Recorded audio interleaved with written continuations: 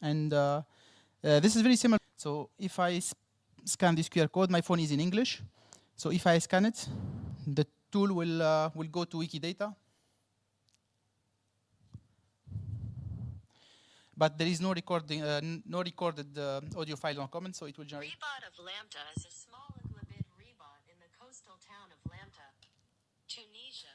The building was constructed in 859, corresponding to 245 AH, by the Aglibid prince Abu Ibrahim Ahmad ibn Muhammad.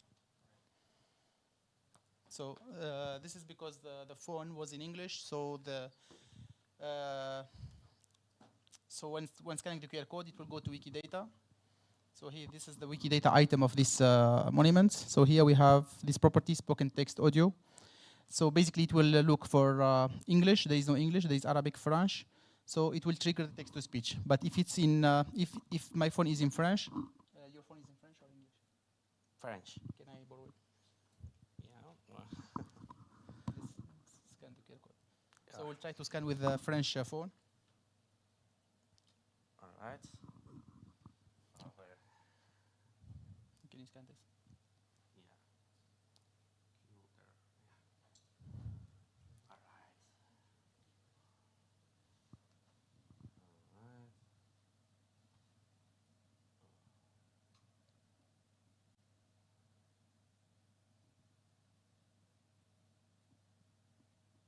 You can scan from the laptop if it's clear. Yeah. That will be better actually. All right. Yeah.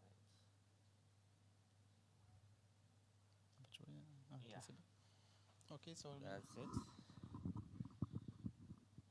Right.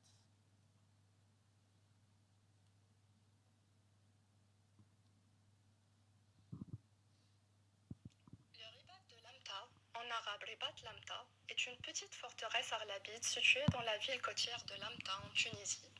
Description et histoire. L'édifice est construit en 859, correspondant à l'an 245 de l'Hégire, par le prince arlabide Aboul Ibrahim. Il est composé d'un édifice carré à un seul niveau, avec des tours rondes aux angles. L'entrée du ribat se fait par une seule entrée principale, qui s'ouvre sur un couloir droit. As you can see, so based on the phone of the language of the phone, we can listen to different version, either in English or in French, depending on the phone. This can be very useful, for example, to be used in for a museum collection, for example, statues, mosaics, and everything. So the museum can put these QR codes, and visitors can use it as an alternative audio guide for free, for example, or even within a city for the monuments. So you don't have to put several QR codes by language, only one QR code, and the tool will detect what is the language and automatically generate the audio file. So currently this is being used already in Tunisia, but we still have a few things to fix. So the remaining to do here. So we have a problem with iPhones, iPad, iOS, to read OGG files, because the audio files are hosted on Wikimedia Commons on OGG format. And currently, if I try to scan with iPhone, and there is to read the audio file from Commons, there is an issue, and the phone will try to download the file instead of reading it. So this is an issue that need to be fixed. It's not fixed yet. Also, we would like also to adjust the API in order to record some statistic. For example, how many the QR code has been scanned, how many language to detect what, the visitors, for example, for a monument or a museum, from which country the majority are from. So we can do some statistic around that. Also, there is can be also added to detect the local languages, dialects. For example, in a country like India, most of people will use a phone in English, but English is not their language. So they speak Urdu or Tamil or other local dialects. So instead of listening to the audio in English, the tool can propose, for example, to say there is a local audio in, for example, Urdu. Would you like to listen to it instead of English? So it's always better to listen to the Wikipedia article or to the audio in the local dialect or the local languages. So this can be added. And the last thing also, currently, if there is no, of course, Wikipedia article, we cannot generate anything. So it's because it's based on Wikipedia article. But for example, if I scan with an English phone and there is no English Wikipedia article, we can use something like a Resonator to generate brief introduction using Wikidata. using, for example, so let's try the resonator, for example, for this.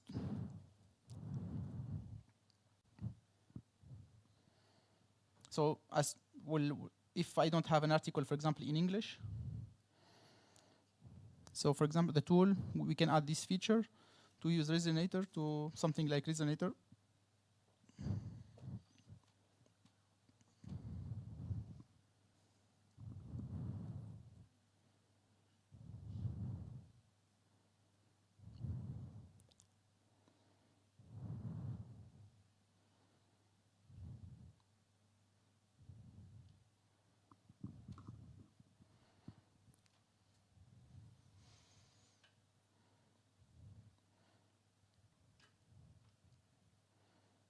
So currently just small sentence for in Tunisia.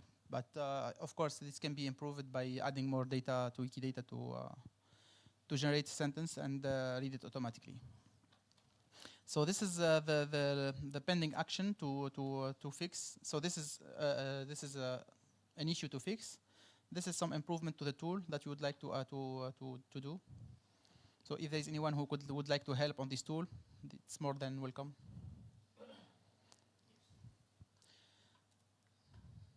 Okay, so this is what's Southpedia. Yeah. The next tool Hussam will present it is called the medicine. Yeah. So, thank you, Emin. So, medicine actually, we all know that clinical decision support systems in the markets are mainly monolingual and mainly paywalls, etc. So, the fact that Wikidata includes a list of drug, actually, and create the Wikidata Wikidata query service, actually, to find, for example, drug interactions. For example, if the initial items are diseases, for example, it can generate complications. If they are symptoms, it can generate probable diagnosis, etc. So to show you how it works, actually, I made a brief demo.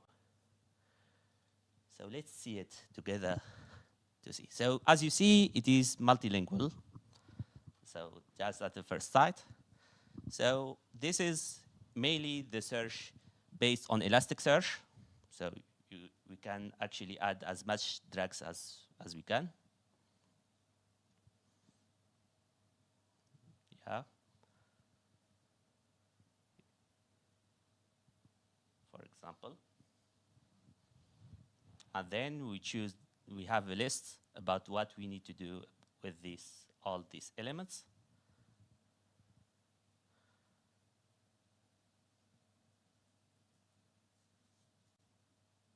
Yeah, so we are fine with drug interactions. There are 6 actually ways to actually process these elements. Actually, we ran the tool. Sparkle query is generated, and actually it returned the results. And that's all.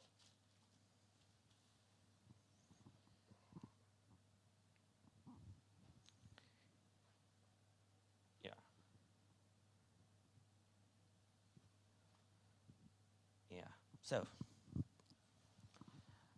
actually, as I said earlier for Southpedia, there's the QR code for the URL of the tool and the source code. Actually, the tool is deployed on as GitHub page, and the source code is actually hosted on GitHub. So what remains to do? Actually, we are supporting 5 languages now. So we need to add more languages, and we need native speakers to add more and more languages. And actually, we need some medical experts to add new features, because we believe that there are more things that we can actually generate using medical information in Wikidata. Yeah, so I will leave the floor again for Yemen, actually. So now we are just going to present two new ideas that we would like to implement, and if there is anyone also keen to help. The first idea is called Wiki Festival Calendar. So this idea also is to use Wikidata to generate a calendar of festival around the world, for example, listed as UNESCO Cultural Heritage. So the idea is when we travel to a country, we would like to see if there is a festival during that period, so we attend this festival to discover the culture. So the idea is to use Wikidata to generate a calendar of the festivals by country, by period, so we can plan a trip based on this information. So we can use Wikidata for that. So instance of festival, for example, and we have also the date, the occurrence of the festival, and generate this calendar, which can be very useful for people to visit the countries. So this is the first idea that we would like to implement to do. The second idea is it's called Wikidata Books. Also, we would like to use Wikidata to generate books online. For example, this is a very example use case, steps. For example, the first step, for example, you choose a cover photo of the book, for example, from Commons. Step number 2, define the structure of the book or the ebook. Then for chapter 1, for example, you input Sparkle query. The Sparkle query will retrieve a list of Wikipedia articles, will compile them, and will compose the first chapter. Then second chapter, a query from Wikidata that return a list of articles and create the book. And we can also generate some database, also include the database in the book. For example, map, timelines, and everything. A practical example of use of this, for example, I would like to generate an ebook, for example, of the Medina of Tunis, which is a UNESCO World Heritage. So, for example, the user will choose beautiful photo from the Medina from Commons. Then next step, chapter 1, for example, the city gate, the old gates of the city. Wikidata, I can retrieve all the articles, Wikipedia articles about the gates. So then I will have the first chapter. Then second chapter, the city palaces, for example. Same thing, instance of palace located in the part of the Medina of Tunis from Wikidata, the query Sparkle. Then we have a list of articles. Then I have the second chapter and go on. And then I will generate the book. And we can download this book as PDF. They can be used as educational resource for people to learn about the history of the Medina, the history of the city. So it can be a good alternative for education resources for people who doesn't have the hardware to access Wikipedia or other educational resources. So we can have these books printed, and for any subject, for example, can be museums, history, species. So, and of course, all of this using Wikidata.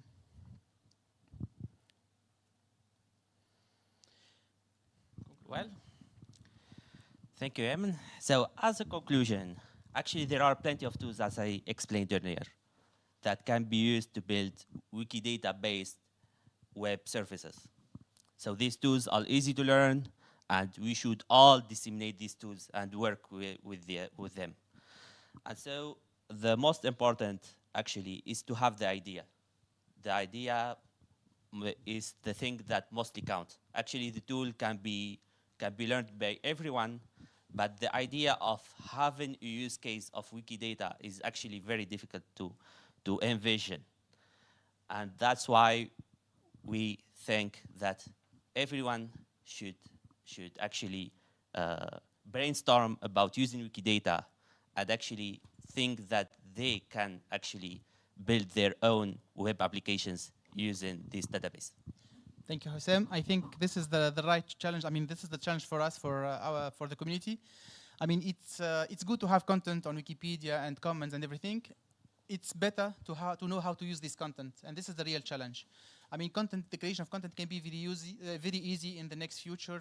With one button, I can translate all the Wikipedia, for example, in English, in any other language, create new pages with the tools like ChatGPT, generate photos with Midjourneys. So the creation of content will be more and more easy in the future. But the real challenge is to know how to use this content. I mean, find the right applications, the right use cases to use this content so it can be useful for people. So this is the real challenge, and we have, as Hossein said, we need to think, to brainstorm how to find new use cases to use the content on the Wiki project. Thank you very much. Thank you. So if you have any questions, feel free. Actually, these are my contacts. You can reach out to me at every moment. Actually, if you need further information about the tools or the applications. Thank you very much. Thank you. If you have any questions, please don't hesitate. Yes? Yeah.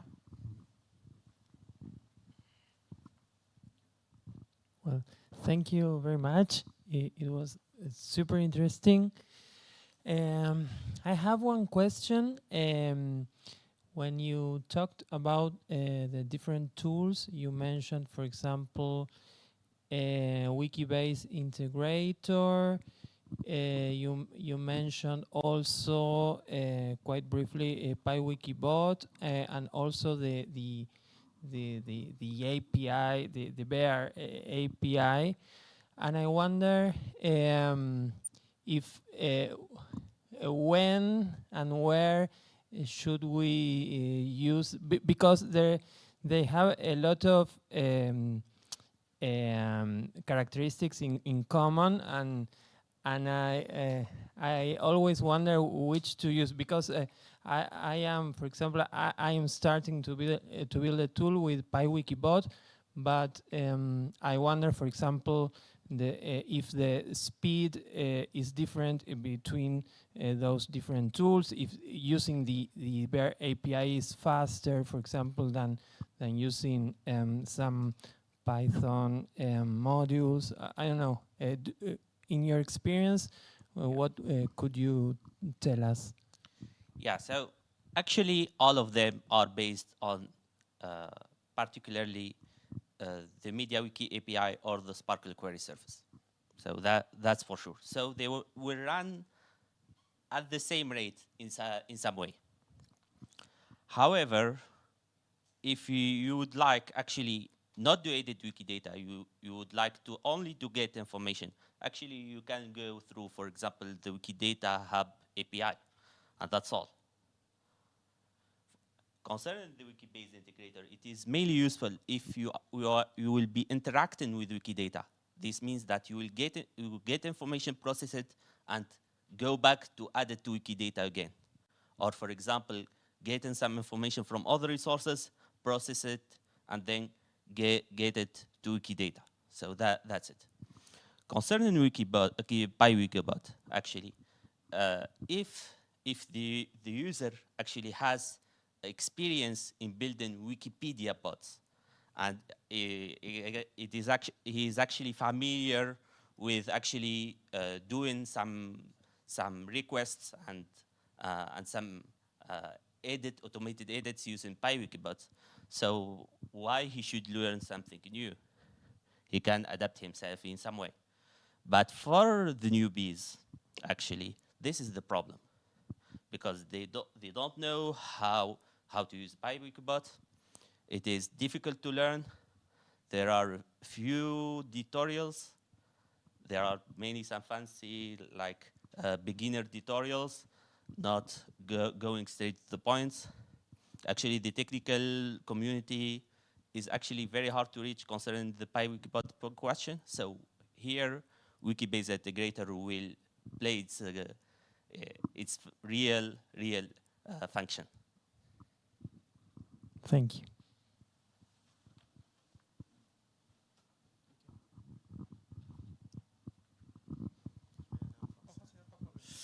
Merci pour tout, pour votre présentation. J'aimerais savoir tout ce que vous avez développé. Comment est-ce que vous pensez diffuser ça dans la communauté? Parce que je pense que l'outil que vous développez, ce n'est pas pour vous seul, c'est pour que ça serve. Est-ce que vous avez un plan pour diffuser ça auprès des utilisateurs? Merci. Bien évidemment. Bon, Yamen peut répondre avant. Ouais, très bien. Alors, pour diffuser... Oui, on va traduire la question avant. Bien, on va traduire la question avant en anglais, ensuite on va répondre. Donc, so the question was, I mean, these tools are very good, but how you are willing to communicate about these tools so the community can know about them and use them? Yeah. So the answer here is that actually we participated to many Wikimedia conferences actually to share this with the Wikimedia community. Actually, Yemen was in Wikindaba. We went to Convention Francophone, Wikimania last year, Wikimania this year. And actually, we are showing up actually to people to actually show them what we did and if they have some concerns about our tools and how we develop them. As well, we are actually reaching to the public in general. Actually, we are showing this to them, for example, people from the civil society, mainly on social networks. And actually, see, we have developed this tool, and let's look what's behind that. Actually, there is a project, a very interesting project called Wikidata, that is working behind this. And people will be surprised, and actually, is that open? Yeah, it is open. Can we contribute it? Yes. So they will be interested to contribute. Actually, there is a more rich for Wikidata and the Wikimedia community in general. So that's the main thing. If Yemen can add something. So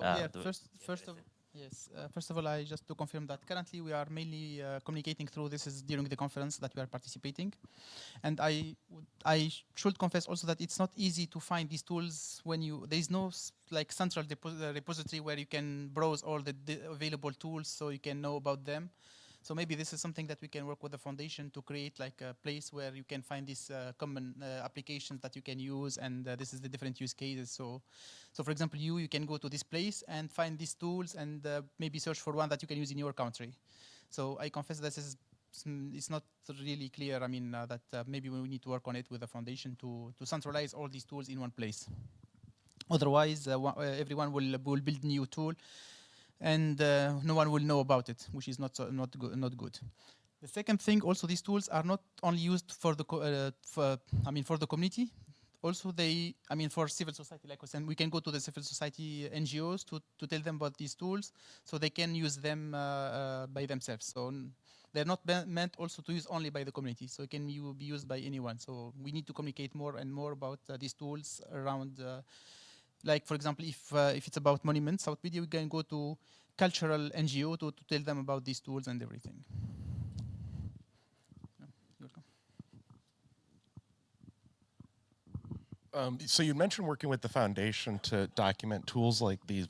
Out of curiosity, like, do you need the foundation to do? Like, is there a reason we can't just create a wiki page on Wikidata and start documenting them there? Like, I'm just curious what the barrier that I'm asking because I work at the foundation. So if there's like something we can help with, great. I'm very interested in what that would be. But I'm also just wondering if it's like that may actually not be necessary. Like we could probably just start building a wiki page with those resources. But maybe there's something I'm missing. So that's why I'm asking. Thank you. So basically, all these tools, they should have their page on. We have a page on Meta, for example, for these tools to document them. But these pages also are. I mean, you need to know how to go there. But there's no just one place, like a single point of entry, like to say, this is tool for GLAM, this is tool for mid-scenes, this is tool for that you can browse by subject and find the list of the tool that you can use, and this is the use cases that can be used, for example. So for example, our friend from Togo, he would like to use something about monuments. He will go to this place and see GLAM tools. And so you're envisioning like a wiki page, a standalone site, a page on the foundation site, like where you sort of imagining this type of a thing? yes, something like that, probably. Yeah, if it's on the wiki, yeah, just the link will be, it will be like. You could probably just jump up. Again, if you need our help, we're happy to offer help. That's my point. I'm just saying I don't want to I don't think you need to wait for us on that one, to be honest. I think that could really start driving. And then what I would suggest is to like, I'm empathetic to anywhere it lives, it's that hard for anyone to find it, right? I think that's where, like, once it exists, that's something that the foundation might be able to help with in terms of like getting a diff article or maybe linking to it from some sites that we operate that are more external audience based, like developer audience. So that might be something that definitely can be well to help with, but I would definitely encourage, getting this going. Yeah, it can be very useful to do something for external audience, not for the community. For example, an NGO in cultural heritage, he would like to see what are tools available for them to be used. Yeah, exactly. I mean, I think once this list was up, I don't see any reason. There's like 1 or 2 pages on the org website. I think it would make sense to add Yeah. to. I think that, and again, a diff article, which gets pretty wide reach. I think that would be really great. Yeah. As well as maybe working with like Wiki Education and some of the other bland partners. But yeah, I would encourage get the list going, and then we'll be happy to help promote that list. Thank you. Thank you. Alors, ma question, c'est tous ces outils, la fonction, je pense pour la plupart, c'est basé sur Wikidata. C'est de savoir si vous faites d'abord un travail de cleaning de la donnée, parce que Wikidata, beaucoup de gens contribuent, et c'est pas forcément propre quand on utilise, par exemple, les gens peuvent utiliser des propriétés qui ne sont pas forcément les bonnes pour caractériser en fait un élément ou pour donner en fait vraiment l'élément de quoi il s'agit réellement. Donc, est-ce que vous faites d'abord un travail de propriété, de cleaning de la donnée avant de, voilà, de lancer vos requêtes en fait autour de, voilà, de vos outils? Merci. I will translate the question. So what he's saying that all these tools are based on Wikidata, and all we know that Wikidata is a lot of information, and everyone can edit, so we can have at the end some messy data. So he's saying what we can do to make sure that the data are correct and can be so to not, I mean, have wrong results, as you know, garbage in, garbage out. So this is the question for him, and what we are doing to do to make sure that the data are correct. Yeah. So actually, there are several ways actually to do that, but actually we have not used in this particular use case because actually the data is too specific. But what we have done is that we search for statements having references. So that's the basic thing that we do that. But beyond that, actually, there are several other methods actually based on semantic alignments between Wikidata and external resources that are actually curated and maintained by experts actually to actually verify that the information in Wikidata is correct. So we actually get in the items that are corresponding to the Wikidata item in external resources, and we are just comparing. And if it matches, it is a good information. If it does not match, that's rubbish. So that's how we do that. Yeah? Go. Right, it's a great conversation. I have another question. We have been talking about retrieving data from Wikidata, but what about facilitating the edits to uploading information to Wikidata by people that haven't got skills on Wikidata, because we all know that Wikidata is not so easy to edit, and I wonder if what the community thinks about building tools that facilitate a seamless additions to Wikidata. Is it something that the community approves, or is it something that, for example, because I think that there could be concerns about vandalism and so on. So that's why I ask. Yeah, actually, for this project, actually, for the project that was funded by the Wikimedia Foundation, actually we are leveraging mesh keywords of PubMed publications actually to generate a list of relations in the form of triples alongside the references. And we are envisioning to build a tool actually that, like Wikidata came, that gives the statement, actually the ready statement, and they ask the user if it is true or false. And if it is true, add Wikidata, click, it is added.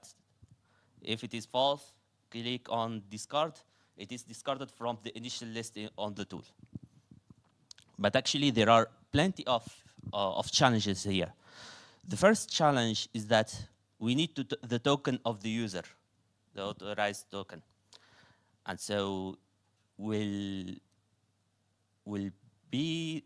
that be actually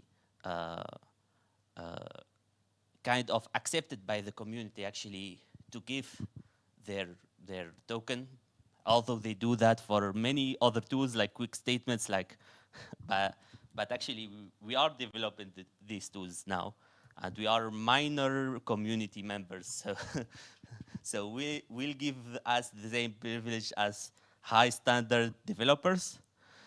The second thing is that if someone gets into there and it is auto-confirmed, but he is not an expert, actually the thing looks very credible. The formulation is look very credible. So we can add that to Wikidata without knowing anything, and actually it will pass there, and not it will not be vandalized. And actually, it is the wrong information. So how we should give that right to the right person to validate the thing. The third thing, actually, and the last thing, is that there are some other ideas about actually instead of like the query builder, instead of letting the user do all the stuff, actually formulate and get stuck with things. For example, we can tell people you can choose from a list of properties, for example. And when he clicks on the property, we can actually refine the Elasticsearch only to include the elements that correspond to the subject and the elements that correspond to the object, so that this will not cause any inconsistencies. So that's a way of thinking. But actually, this is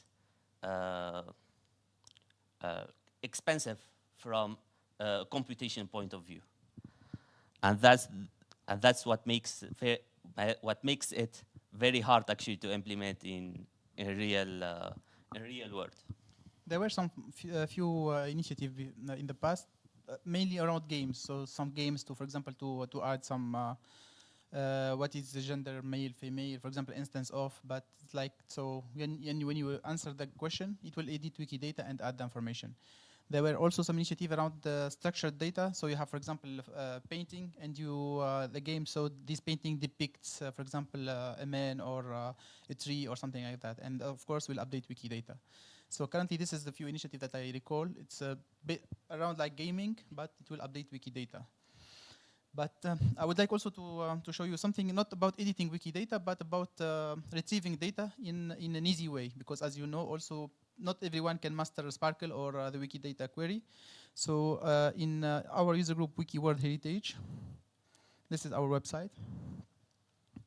So we try to provide some interfaces for visitor to interact with data without manipulate Sparkle.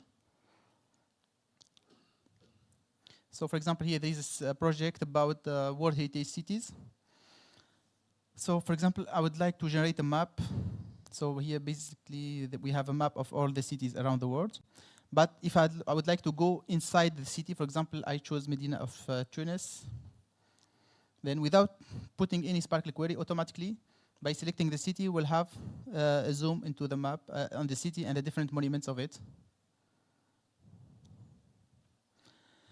If I would like to generate a timeline of a city, for example, I will choose, for example, a city in Morocco. And Wikidata will generate a timeline automatically without manipulating Sparkle.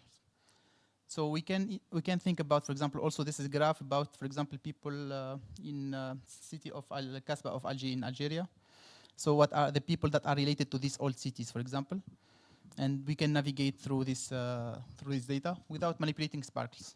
So also we can think about different use cases, how to display data without manipulating Sparkles, using these kind of interfaces where the user can select a subject or a topic, and then send this parameter of this. For example, here when we select the city, the website will retrieve the queue number of the city and will build automatically a query that will retrieve the data. So the query is behind the scene. So and the end user will not have to know about the query. Yeah, that's very simple actually to implement. So it is a basic HTML with JavaScript. That's all. This works. And this can be adapted to any subject. Any topic. This is World Heritage, but can be also doing to education, to for example, Wiki Women. For gender gap, for everything. So we can think about queries that and just play with the parameters.